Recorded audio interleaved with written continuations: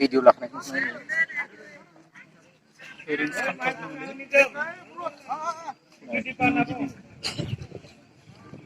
final टीमनि बिथांमोना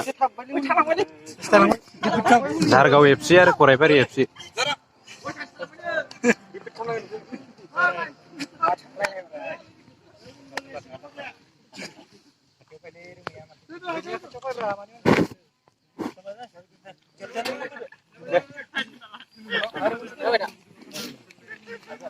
रेगा एफसिनि बानजायनायाव साननैनि हाबाफारि लादोंमोन जे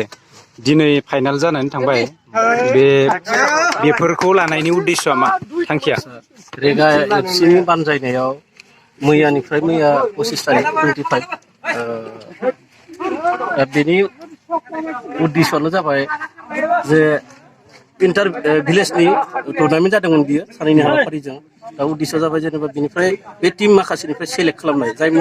माने प्लेयारफ्रा मोजां बेखौ सेलेक्ट खालामनाय आरो बे सेलेक्ट खालामनानै बिथांमोनखौ मोनसे ग्राउन्डआव लांनानै फोरोंगिरि लाबोनानै जोलुरनि फोरोंगिरि लाबोनानै बिथांमोनखौ कर्स होनाय आरो कर्स होनानै बे ओनसोलाव बृहत मोनसे टीम बानायनाय जाहाथे बे टीमा इयुनाव मोजां